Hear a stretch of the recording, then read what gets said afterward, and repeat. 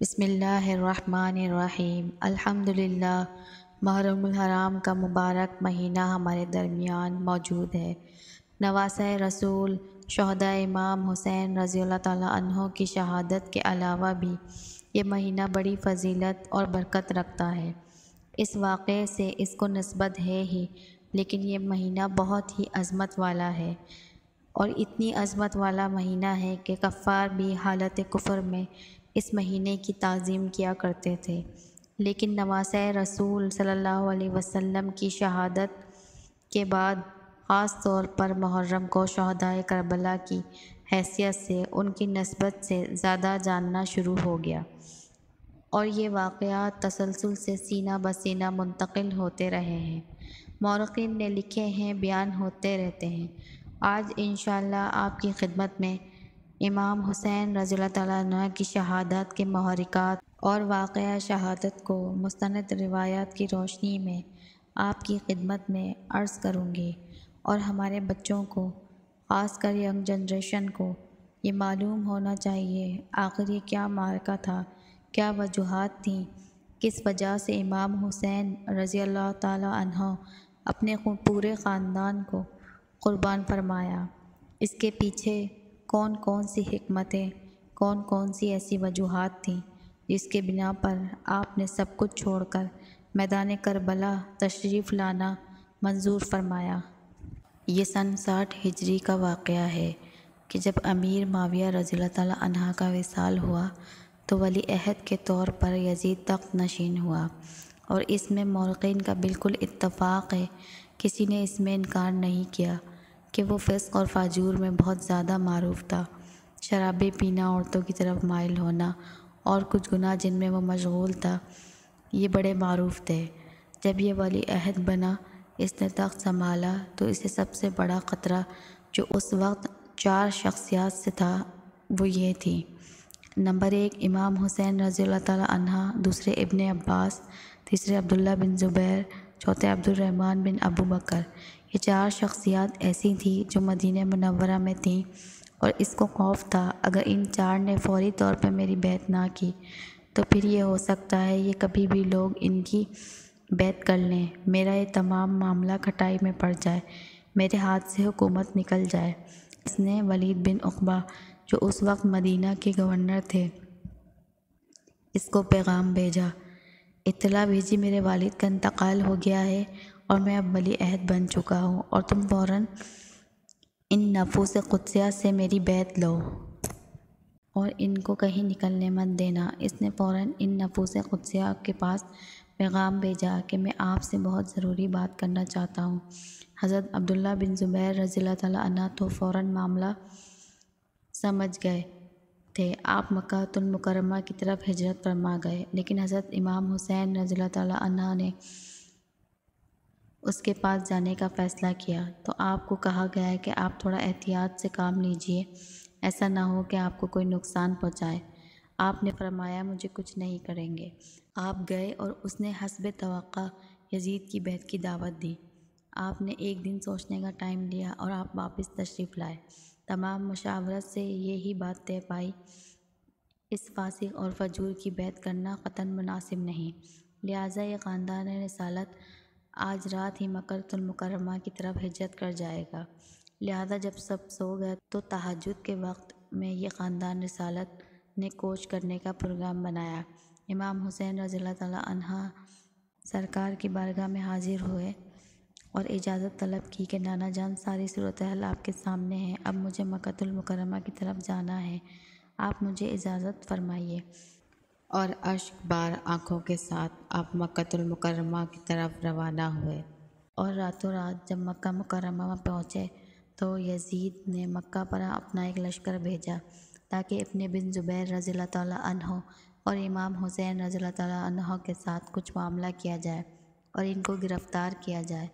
یہاں ایک معرکہ ہوا، عبداللہ بن زبیر رضی اللہ تعالیٰ نے اس جنگ میں باقاعدہ حصہ لیا، لیکن امام حسین رضی اللہ تعالیٰ عنہ اس میں ابھی تک ایک طرف رہے اور یزیدی لشکر کو شکست ہوئی، یہ واپس چلا گیا۔ اب اس سے جو مکہ کے لوگ تھے ان کی حوصلہ افزائی ہوئی یزید کے خلاف، اور یزید کی پریشانیوں میں اضافہ ہوا۔ دوسری طرف امام حسین رضی اللہ تعالیٰ عنہ کے پاس کوفہ سے بہت سارے خطوط آئے۔ یہ یزید فاسق ہے اور فاجر ہے اور یہ اس وقت زبردستی تخت نشین ہو چکا ہے۔ ہم میں سے بہت سے اس کو قبول نہیں کرتے۔ آپ فوراً بیشتر آئیں اور ہم آپ کی بیعت کریں گے اور آپ کی اطاعت کریں گے، اور آپ یہاں پہ آ کے ہم سے بیعت لیں، اس کے خلاف کچھ معاملہ کریں۔ ایک عرضی آئی، دوسری عرضی آئی، تیسری عرضی آئی، حتیٰ کہ جب بعض خطوط میں یہاں تک جملے لکھ دیے گئے کہ اگر آپ تشریف نہ لائے تو میدان محشر میں ہم اللہ کی بارگاہ میں آپ کے لیے گرفت کا سامان پیدا کر دیں گے کہ ہم نے نواسۂ رسول صلی اللہ علیہ وسلم کی خدمت میں اپنی وفاداریاں پیش کیں، لیکن انہوں نے اس کو قبول نہ کیا، تو پھر آپ کیا جواب دیں گے؟ تو امام حسین رضی اللہ تعالیٰ عنہ نے باہم مشاورت کے ساتھ اس میں کیا معاملہ کرنا چاہیے، تو اکثر نے آپ کو یہی مشورہ دیا کہ آپ کو نہیں جانا چاہیے۔ یہ کوفی جو ہیں ان کی بے وفائی بڑی معروف اور مشہور ہے۔ ایسا نہ ہو کہ آپ وہاں پہ تشریف لے کر جائیں، یہ آپ کا ساتھ چھوڑ دیں اور بھاگ جائیں، آپ کے لیے اور آپ کے خاندان رسالت کے لیے بڑے مسائل پیدا ہوں گے۔ بعض نے کہا اگر آپ جانا ہی چاہتے ہیں عورتوں اور بچوں کو نہ لے جائیں، آپ چلے جائیں، چند رفقا کو ساتھ لے کر دیکھ لیں، بات چیت کر لیں۔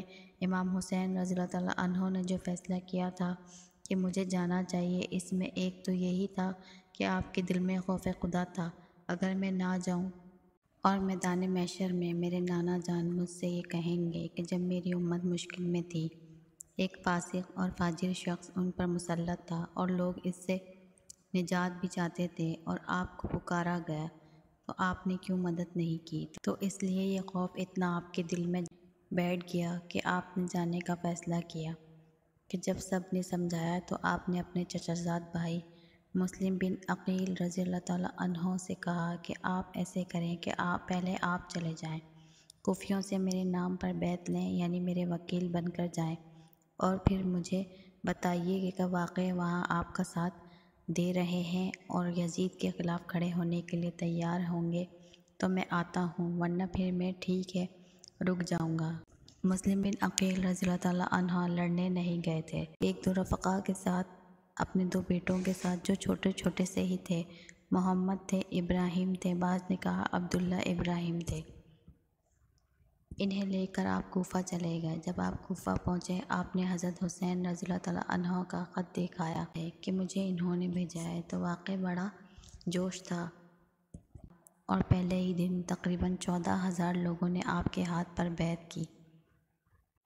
جب یہ صورتحال دیکھی تو مسلم بن عقیل رضی اللہ تعالیٰ عنہ نے فوراً ایک خط لکھوایا اور امام حسین رضی اللہ تعالیٰ عنہ کو بھجوایا، آپ فوراً یہاں آ جائیں، حالات بہت سازگار ہیں اور لوگ آپ کے ساتھ بالکل لڑنے اور مرنے کے لیے تیار ہیں، جانیں قربان کرنے کے لیے تیار ہیں، تو آپ بالکل دیر نہ کریں۔ یہاں یہ خط روانہ ہوا تو اس وقت یہ کوفے کے گورنر تھے نعمان بن بشیر رضی اللہ تعالیٰ عنہ، یہ ایک صحابی تھے اور اہل بیت سے بہت محبت اور پیار فرمایا کرتے تھے۔ آپ نے جب مسلم بن عقیل رضی اللہ تعالیٰ عنہ کو بیعت کرتے ہوئے دیکھا تو آپ یزید کی طرف سے گورنر لیکن صحابی تھے، اہل بیت سے محبت فرماتے تھے، تو آپ نے ان کو روکا نہیں، تو جو یزید کے وفادار تھے وہاں انہوں نے نعمان بن بشیر رضی اللہ تعالیٰ عنہ کی شکایت فوراً یزید کے دربار میں پہنچائی کہ یہ روک نہیں رہے، اگر اسی طریقے سے تیزی کے ساتھ لوگ امام حسین رضی اللہ تعالیٰ عنہ کی بیعت کرتے رہیں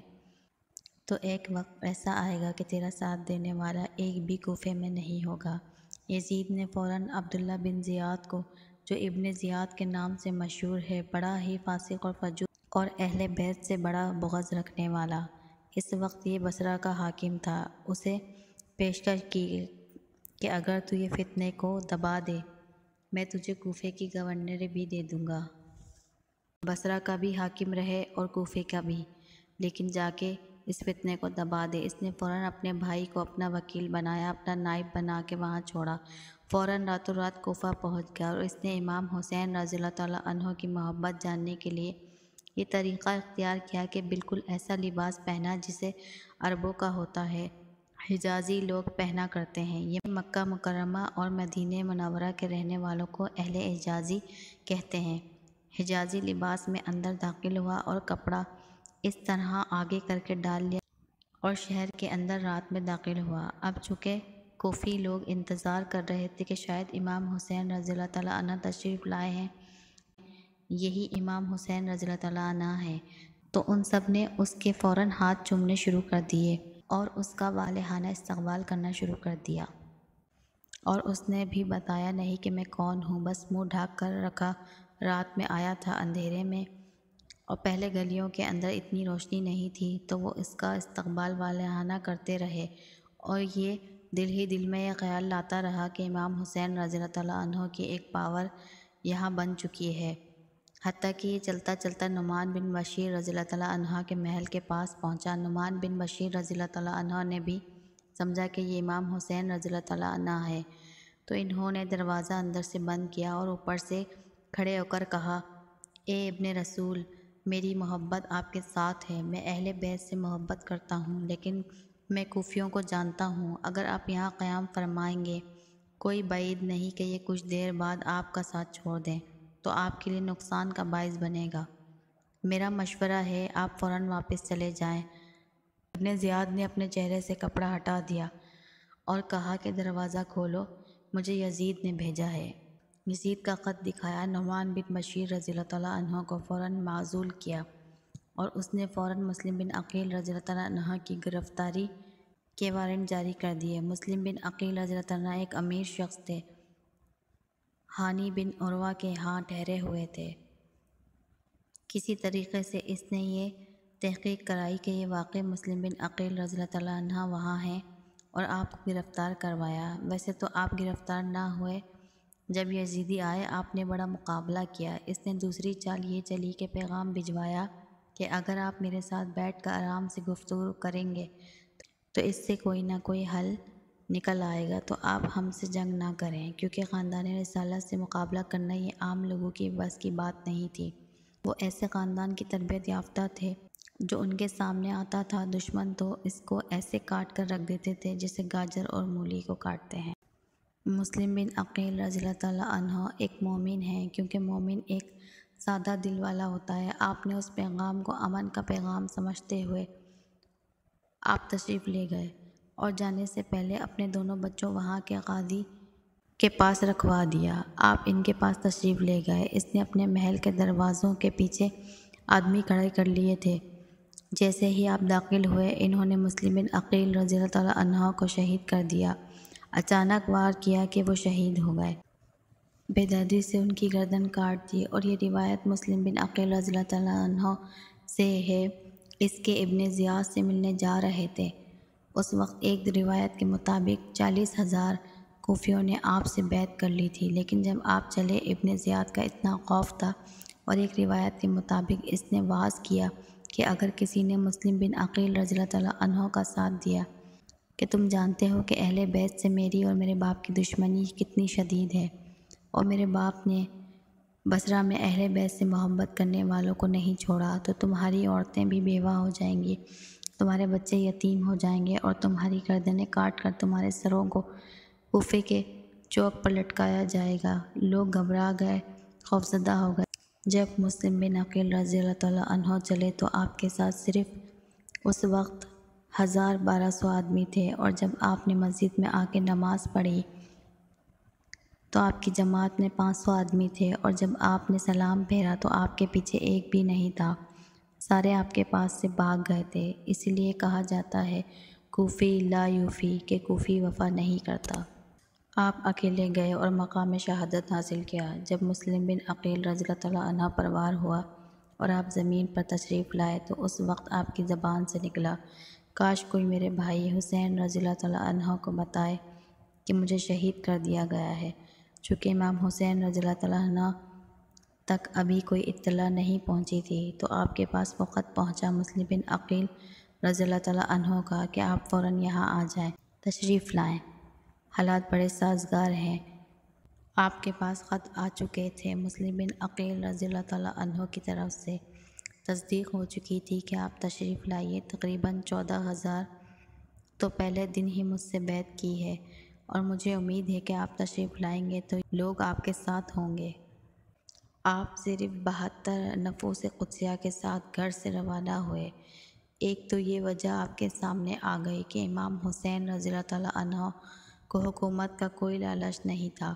یہ تو بالکل احمقانہ سی بات ہے کہ امام حسین رضی اللہ تعالیٰ عنہ کو حکومت یا خلافت کی لالچ میں باہر نکلے تھے، اس لیے کہ یہ تو وہ شہزادے ہیں جن کے بارے میں نبی کریم صلی اللہ علیہ وسلم اپنی حیات طیبہ میں بشارت عطا فرمائی تھی کہ حسن اور حسین رضی اللہ تعالیٰ عنہ جنتی نوجوانوں کے سردار ہیں، جن کو اللہ کے نبی جنت کی نوجوانوں کی سرداری اللہ کے حکم سے عطا فرما دے، وہ دنیاوی عارضی دولت حکومت کے لیے اپنے گھر سے باہر نکلے گا؟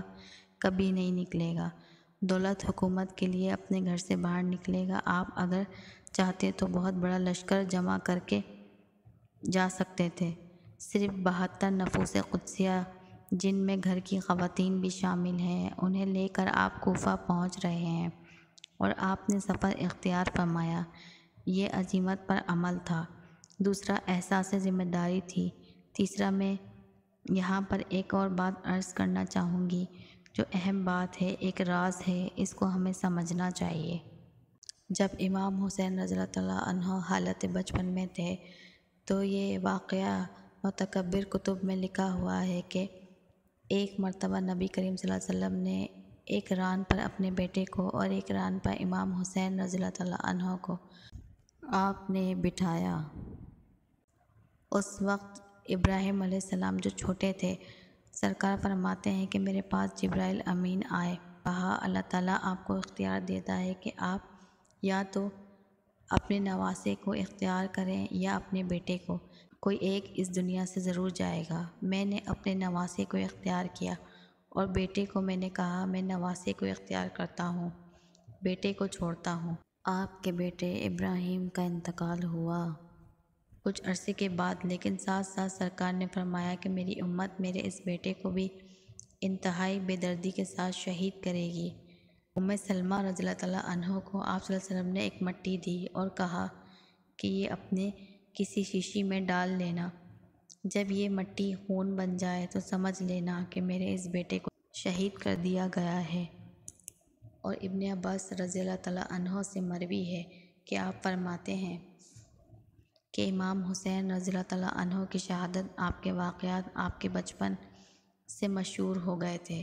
سرکار نے بشارت دی تھی میرے اس بیٹے کو شہید کیا جائے گا، ایک وقت آئے گا کہ میرے اس بیٹے کو قریش کے آوارہ گرد نوجوان شہید کریں گے۔ اور یہی ہوا۔ سن 60 ہجری میں یزید حاکم بنا ہے، سن 61 ہجری میں جب آیا ہے، ایک سال اسی میں نکلا کہ آپ مکہ سے مدینے آئے، پھر 6-7 مہینے وہاں ٹھہرے۔ سن 60 ہجری کا اختتام تھا اور سن 61 ہجری کی ابتدا تھی۔ ذی الحجہ کا مہینہ تھا۔ 3 ذی الحجہ کو امام حسین رضی اللہ تعالیٰ عنہ اپنے گھر سے نکلے۔ تو اب راز تو یہی ہے کہ آپ کو بچپن سے ہی بتا دیا گیا تھا کہ آپ کو شہید ہونا ہے۔ حضرت علی رضی اللہ تعالیٰ عنہ ایک سفر سے واپس آ رہے تھے تو ایک جگہ آپ نے پڑاؤ ڈالا، پوچھا یہ کون سی جگہ ہے؟ بتایا گیا یہ میدان کربلا ہے، تو آپ رونے لگے اور خیمے سے باہر آ کر آپ نے فرمایا میری اولاد کو اس مقام پر شہید کیا جائے گا کیونکہ نبی کریم صلی اللہ علیہ وسلم نے مجھے بتایا ہے، یعنی اتنی معروف بات تھی یہ۔ حضرت امام حسین رضی اللہ تعالیٰ عنہ یہ جانتے تھے اب عمر کا وہ حصہ آ چکا ہے جس میں نبی کریم صلی اللہ علیہ وسلم کی میرے بچپن میں دی گئی خبر کی باقاعدہ ایک عملی شکل نظر آنے والی ہے۔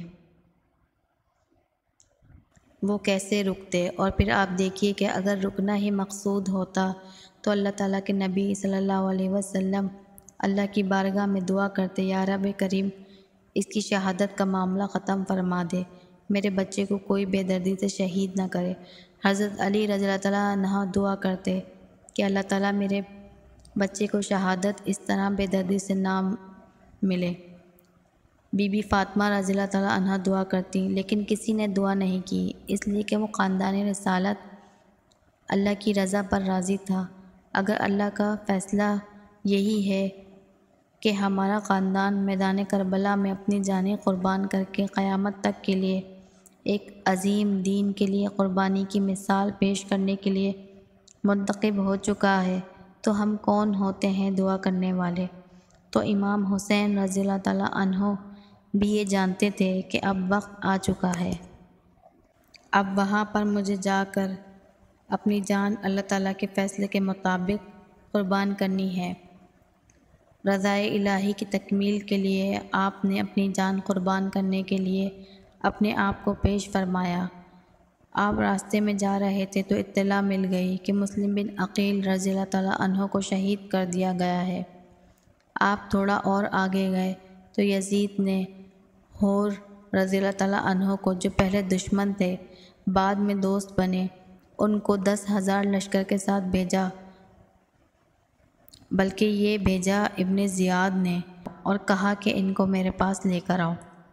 وہ پہنچ گیا اور اس نے امام حسین رضی اللہ تعالیٰ عنہ کو بڑی، جن کی وہ عزت کرتا تھا، اہل بیت سے محبت کرتا تھا، اس نے کہا دیکھیں میں مجبور ہوں، آپ کے سامنے آ کے کھڑا ہو گیا ہوں، لیکن میں بڑا مجبور ہوں، آپ میرے ساتھ ابن زیاد کے پاس چلیے۔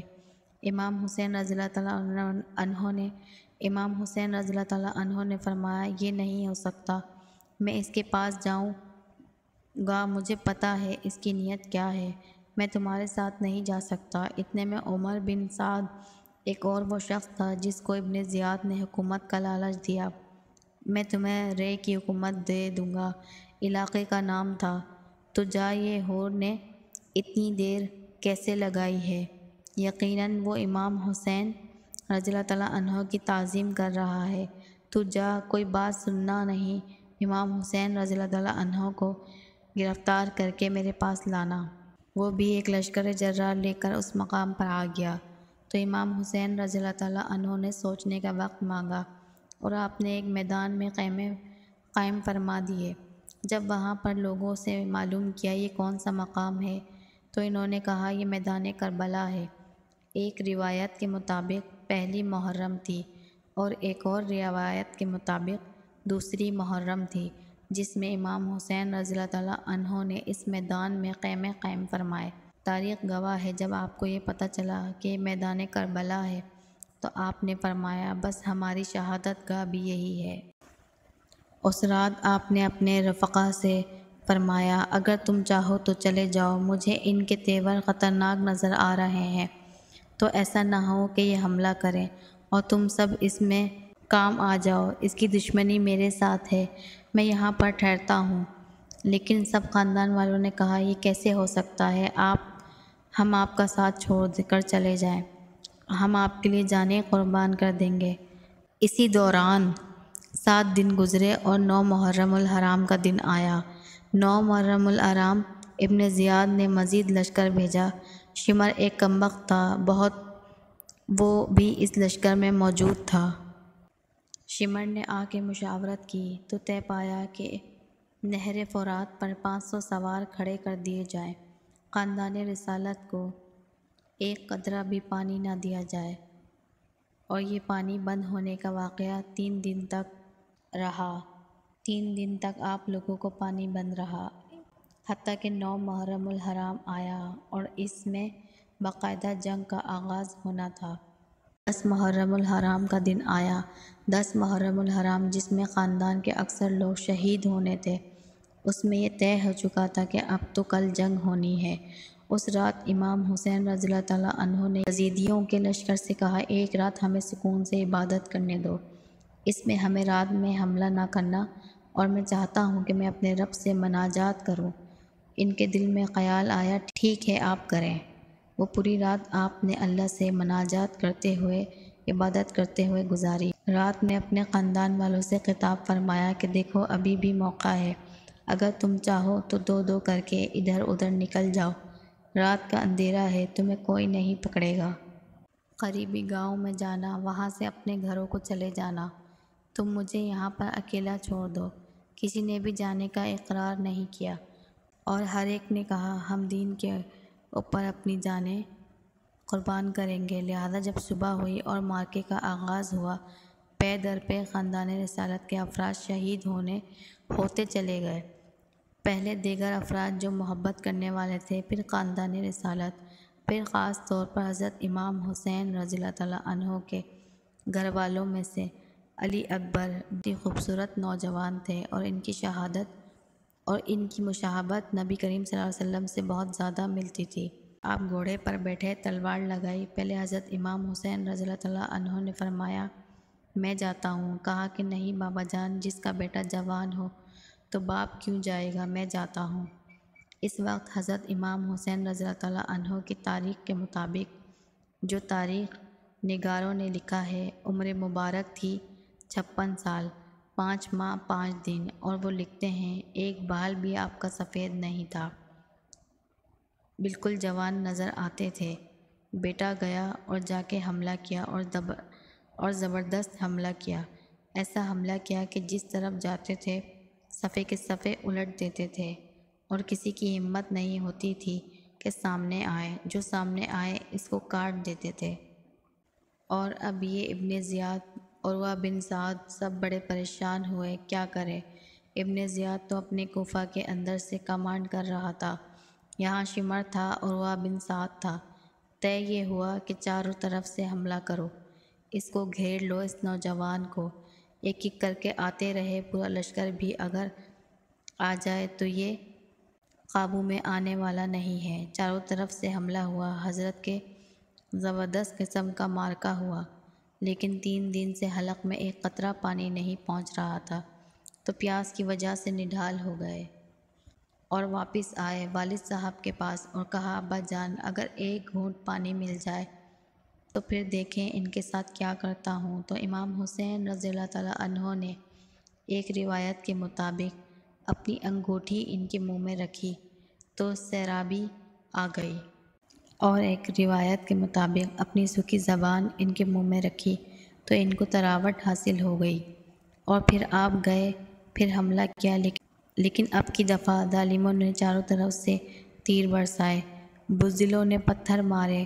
دور سے اب اندازہ کریں کہ خاندان رسالت کا چشم و چراغ، جس کی شکل مبارک آپ صلی اللہ علیہ وسلم سے ملتی ہو، اور نوجوان ہو، اور چاروں طرف سے پتھر مارے جا رہے ہوں، تیر برسائے جا رہے ہوں، کتنا دردناک منظر ہوگا، آپ اندازہ کریں۔ یہاں تک کہ شہزادے زمین پر تشریف لے آئے، اور ان ظالموں نے آگے بڑھ کر تلواروں سے وار کر کے جسم کو چھنی کر دیا۔ آپ کی زبان سے نکلا، یا ابتا، اے میرے والد۔ حضرت امام حسین رضی اللہ تعالیٰ عنہ آگے بڑھے۔ مفسرین لکھتے ہیں، وہاں فقہا نے لکھا، وہاں گرد اتنی تھی میدان کربلا میں کہ امام حسین رضی اللہ تعالیٰ عنہ کے آگے اتنی گرد چھا گئی تھی کہ پتہ ہی نہیں چلتا تھا کہ آگے کیا ہو رہا ہے۔ اب جب بیٹے کی پکار سنی، پھر جب آپ آگے بڑھے اور جو 2-4 قریب تھے ان کے سر قلم کیے اور بیٹے کو اٹھا کر جوان بیٹے کو خیمے تک لے کر آئے۔ مورخین نے لکھا ہے، جب آپ اپنے بیٹے کو لے کر آئے ایک بھی بال سفید نہیں تھا، لیکن اتنا صدمے سے نڈھال ہوئے، جب آپ کے ہاتھ میں انہوں نے دم توڑا ہے، اللہ کی رضا پہ راضی ہو کر دم توڑا ہے، تو آپ کی داڑھی مبارک اور سر کے بال سفید ہو گئے۔ اتنا صدمہ، اتنا غم تھا امام حسین رضی اللہ تعالیٰ عنہ کو۔ آپ خیمے میں گئے، بیویاں جو تھیں وہ صبر و تحمل کا پہاڑ تھیں، انہوں نے شہادت کے اوپر بڑا صبر کا مظاہرہ کیا اور اللہ کی رضا پر راضی رہنے کا عندیہ دیا۔ بی بی امام حسین رضی اللہ تعالیٰ عنہ کی زوجہ نے کہا کہ یہ ظالم ایسے ہیں کہ انہوں نے پانی بند کر رکھا ہے، یہ چھوٹے علی اصغر ہیں، علی اصغر ابھی شیر خوار بچے تھے، ان کو لے کر جائیں اور کم از کم اس بچے کے لیے ہی آپ پانی مانگ لیں، شاید اس بچے کو ہی پانی پلا دیں یہ۔ علی اصغر رضی اللہ تعالیٰ عنہ چھوٹے تھے، زبان نکالتے تھے پیاس کی وجہ سے، نہ ماں کے دودھ اتر رہا تھا بھوک اور پیاس کی وجہ سے، اور نہ پانی مل رہا تھا۔ امام حسین رضی اللہ تعالیٰ عنہ اپنے بچے کو لے کر باہر گئے اور آپ نے ارشاد فرمایا کہ ظالموں، میرے نانا جان تو وہ ہیں جو حوض کوثر سے پوری امت کو اپنے مبارک ہاتھوں سے سیراب کریں گے، اور تم میرے نانا جان کے اس چھوٹے سے لخت جگر کو پیاسا مار رہے ہو، کم از کم تھوڑا سا پانی اس کو دے دو تاکہ یہ بچہ پانی پی لے۔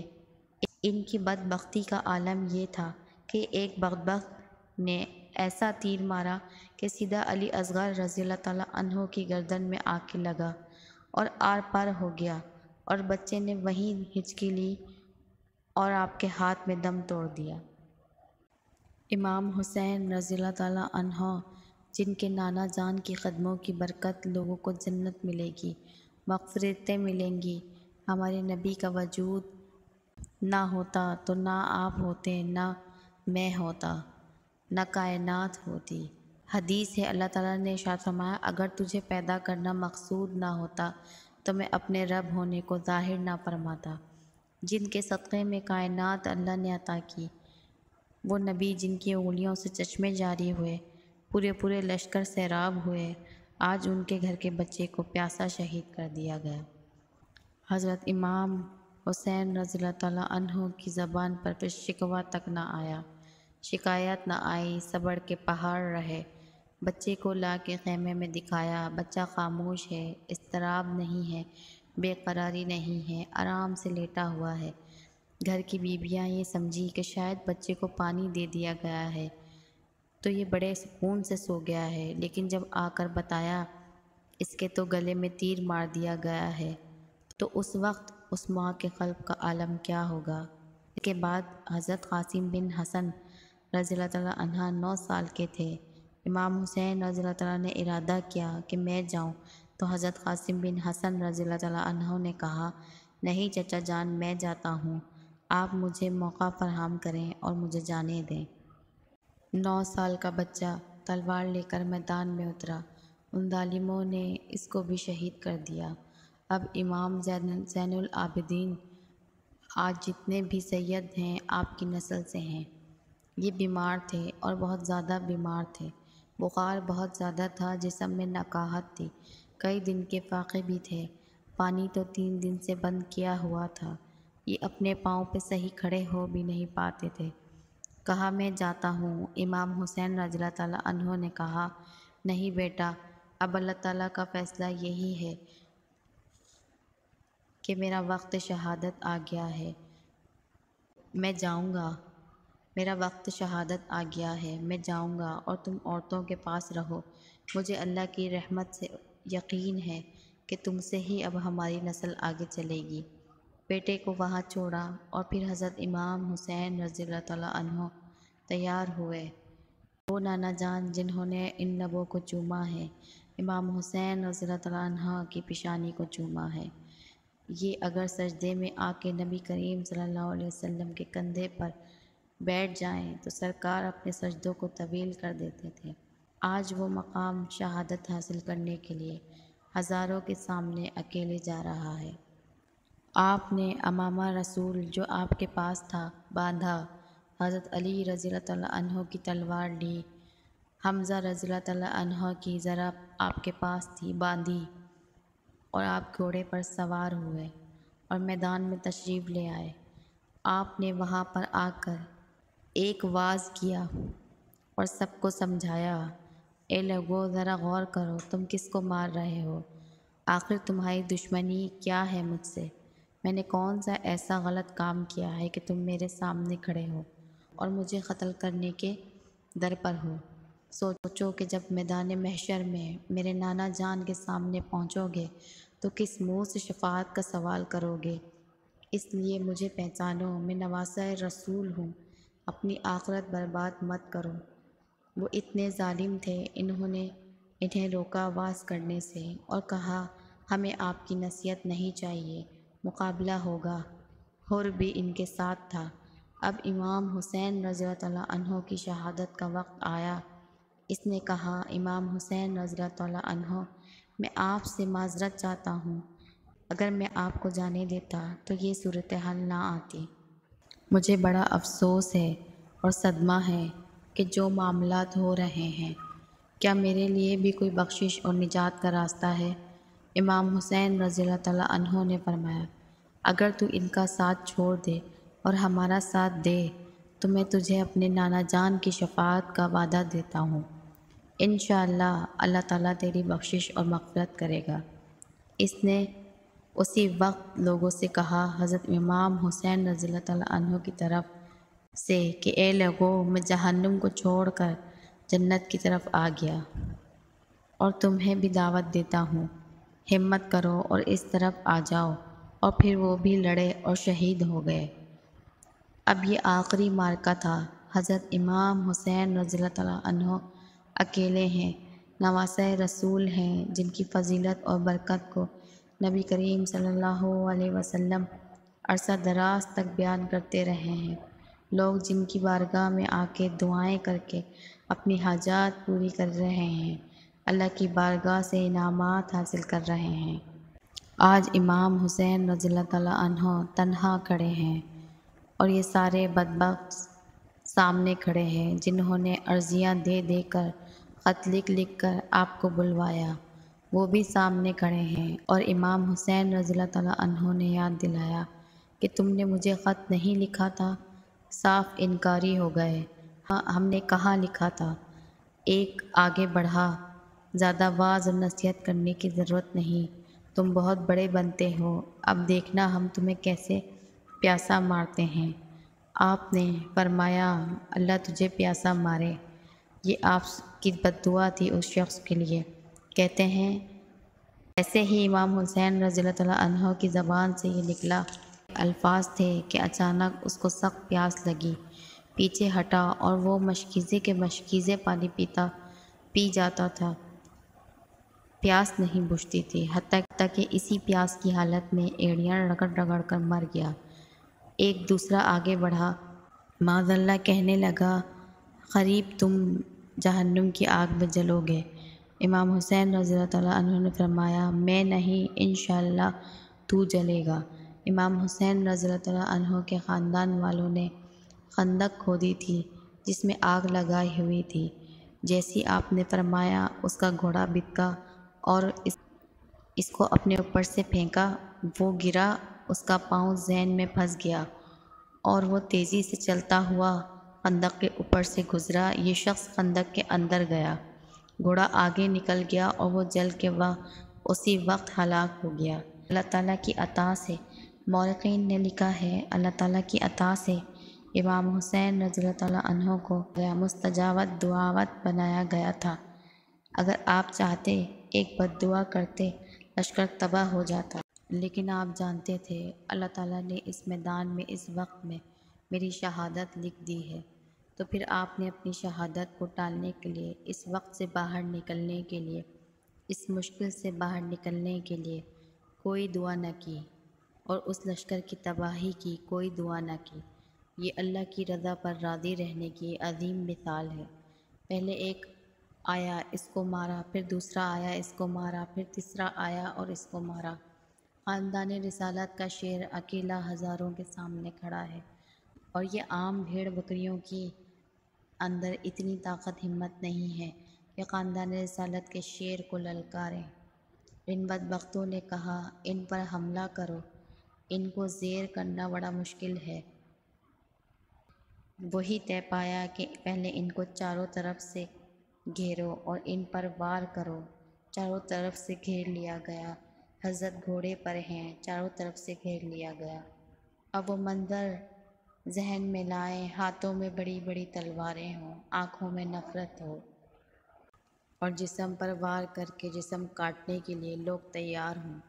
ایک عام آدمی تو ہو تو دہشت سے چیخنے لگے۔ ہیبت کا کیا عالم ہوگا سوچئے۔ لیکن قربان جائیں امام حسین رضی اللہ تعالیٰ عنہ کی جرأت پر، شجاعت پر، بہادری پر۔ آپ نے ان سے مقابلہ فرمایا اور سب کو کاٹ ڈالا۔ پھر طے پایا، یہ ایسے قابو میں نہیں آئیں گے، دور سے چاروں طرف سے گھیر کر تیر برسائے جائیں۔ اتنے تیر مارے، جسم کا کوئی حصہ نہ تھا جہاں تیر نہ لگا ہو۔ آپ گھوڑے سے زمین پر تشریف لے آئے، خون بہہ رہا تھا، کوئی تیر چہرے پر، کوئی سینے پر۔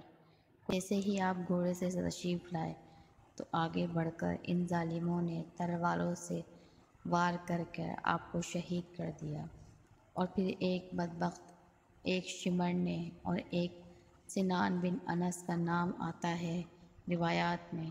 دونوں میں سے کسی ایک نے آگے بڑھ کر گردن پر ایسا وار کیا، سر مبارک الگ ہو گیا، اور یزید نے حکم دیا اور ابن زیاد کو مقرر کیا، ان کے سر مبارک یہاں لاؤ۔ اور ان ظالموں نے قیامت تک اپنے چہرے کو سیاہ کر لیا۔ آپ نے اپنے دین کو قیامت تک زندہ کر لیا۔ اس واقعے میں ہمارے لیے بڑا درس ہے، نصیحت ہے۔ اس واقعات کو واقعہ سمجھ کر نہیں سننا چاہیے۔ بیان کرنے والے کے انداز پر غور و فکر نہیں کرنا چاہیے کہ اس نے ایسا بیان کیا کہ رلا دیا، یا اس نے ایسا بیان کیا کہ مزہ آ گیا۔ ان واقعات سے ہمیں درس لینا چاہیے۔ اصل ہونا یہ چاہیے کہ ان واقعات سے ہمیں درس لینا چاہیے۔ امام حسین رضی اللہ تعالیٰ عنہ اللہ کے دین کے لیے گھر سے نکلے، ہمیں بھی نکلنا چاہیے۔ سامنے ظالم کھڑے ہیں، کبھی نماز قضا نہیں کی، ہمیں بھی سوچنا چاہیے کہ ہماری کتنی نمازیں قضا ہو جاتی ہیں۔ آپ نے ہر مقام پر سچ بولا، کبھی جھوٹ نہیں بولا، دھوکہ نہیں دیا، کسی طریقے سے بزدلی کا مظاہرہ نہیں کیا۔ ہمیں بھی اس کو اختیار کرنا چاہیے۔ آپ نے خاندان والوں کی قربانی دی دین کے لیے، آپ نے خاندان والوں کی قربانی دین کے لیے پیش کر کے قیامت تک اپنے دین کو زندہ کیا۔ ہمیں بھی کچھ قربانیاں اپنے دین کی خاطر دینی چاہیے۔ اللہ تعالیٰ سے دعا ہے ان سب پر عمل کرنے کی توفیق عطا فرمائے۔ آمین۔